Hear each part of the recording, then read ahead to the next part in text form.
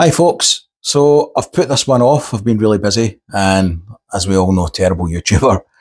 So I've finally got round to doing the review on the Anker Solix C300 AC version.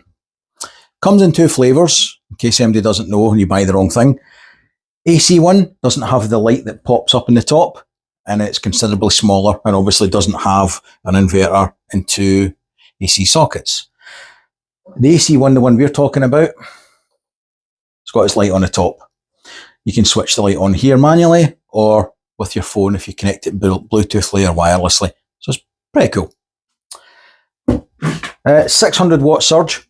So if you've got an appliance plugged in, I don't know, a couple of chargers, TV, whatever you're running, then it will cope the initial surge. When you turn on an appliance, you'll always get that initial surge. If it's a fridge, it'll have the initial surge of the compressor, and that's just to cope with that. But its normal run time is circa 300 watts output. It's pretty much what you're looking at as a maximum. You've got 7 outlets.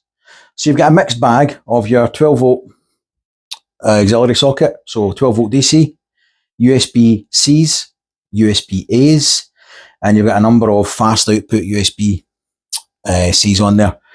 For your solar panels, it's quite quirky. You can use a USB-C on this one, or you can slide that up and you get your XT type connection here for your solar panels. Worth noting, I've got these blanked off. It doesn't come with that. I bought these extra so that there's no dust ingress into it if you're leaving it stored for any length of time. So 5-year guarantee and a predicted 10-year lifespan. Now, in fairness, unless you're charging and discharging a power bank regularly or often, it'll last a lot longer than 10 years. And 10 years is generally a kind of guarantee for 80% capacity. They're not saying at 10 years it'll suddenly just stop working. It's just obviously over time as you charge and discharge your batteries, then the performance will degrade. It's perfectly natural. So 10 years lifespan predicted, depending on usage, and 5-year guarantee from Anker. So they're giving you an example of a guy carrying it on a backpack. Okay, yes, you could. You could carry it on a backpack, but you'll know about it. Oh my God, I want to take him home. We can put him in the truck. We can put him in the truck. We can put him in the truck. Look at him. Because it is fairly heavy. It's not prohibitively so. You're certainly not going to put a Delta Max, Delta 2 on a backpack. You know, like I'd said in another video, everything's portable depending on how far you're walking. So there's degrees of portability here. That is within the realms of portability for a camping trip. No doubt about it. If you switch your load about, some of your colleagues or friends or families carrying the water, you might decide to substitute a water load for one of these. It's got its place. Perfectly acceptable, you could carry that. But, you know, it's got a bit of weight. Their anticipated usage they've put in is charging phones, laptops, drones, cameras, tablets, mini fridges. As I'll go on to show later in the video, it'll do more. Surprisingly much more. So, as the video progresses, I'm going to show it'll run a American-style double fridge-freezer unit quite happily. Interesting. So I opened the door, left the freezer section and the fridge section open for about 30 seconds. And on the app, the runtime changed from 20 hours to 14 hours. Now, obviously, in a situation where the grid's down for an unknown period of time, we are going to run the fridge freezer smartly. So by that, I mean, you know what's in your fridge, you know what's in your freezer, you open the door, you grab it, you shut the door. You preserve your power and your resources. So on that basis, a little power bank like that running your fridge freezer, potentially for 14 hours. Now obviously it'll depend how hot or cold it is in your home. You know, if it's like 40 degrees Celsius outside and the fridge is having to work a bit harder to keep things cool, obviously your runtime is going to drop drastically. Here, our house sits at 22 degrees all the time, and yeah, it's predicting a 14-hour runtime on that. Genuinely blown away with that. It'll run a 75-inch TV screen quite happily. Obviously, how long that'll do these things depends on capacity. So, here we have the C300 running a 75-inch TV, and It's showing a runtime of 1.4 hours on that, and we're drawing 164 watts. So if you really wanted to run a telly, especially a big telly, then yeah, it'll do it, and it'll run it for about an hour and a half. So yeah, again, very, very, very, very impressed with a small brick like that can do this. So let's see what else it'll do. Capacity is generally dictated as a rule of thumb by size. Okay. This has got a 1.6 kilowatt battery in it. Hence it's a lot bigger. So obviously, intended purpose for this is entirely different from that. That being said, it will run a lot of stuff. It runs a surprising amount of things. This will run a microwave and a heater if you want to be really wasteful with your resources. This will not. But what it will do is run an electric blanket. As I put in the 24-hour without power video, this will run an electric blanket, a double one, in your bed for about 8 hours. Fantastic. Absolutely brilliant. So what else could we do with it? So, again, we're in the business of resource management. Okay? Lighting being a main one. If it's dark, I don't want to sit in the dark. These are brilliant. Right? Low voltage LED strips. Comes in a roll. 10 quid off eBay. Very common. Numerous outlets sell them. Brilliant source of light. You can put it all around your room. Or your tent if you're camping. Or even your camper van. Right? And that's taking 6 watts. That'll provide illumination to that level for 16 hours. Brilliant. Absolutely brilliant. You might have a laptop for work or leisure or whatever else.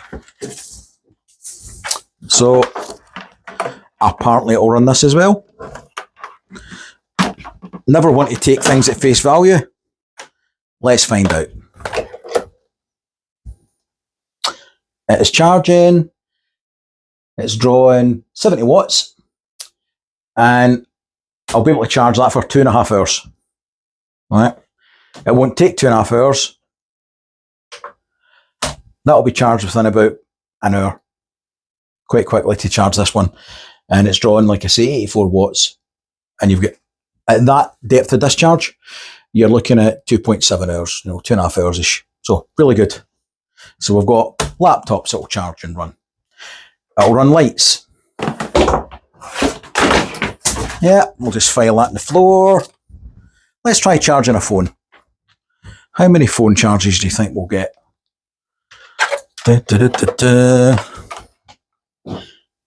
So, it is charging. It is really flat. 4 watts, the unit is drawn, and it will charge this phone or phones like this, as many as you want to plug in, for about 13 hours. Right? You could draw that depth of discharge for 13 hours. Fantastic. So, I've laid them out like this as a comparison to give you an idea of scale. And scale with power banks is largely indicative of cost. Okay? Because everyone's got a price point. If you want to buy a Delta Max, that one at this time was the best part of £2,000. Delta 2, depending when you buy it in the year, that would have been about £799, so £800 in the UK. I picked this up for £185.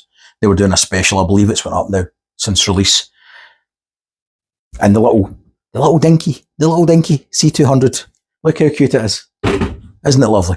That was £105. So again, what is your intended uses? What do you want it for?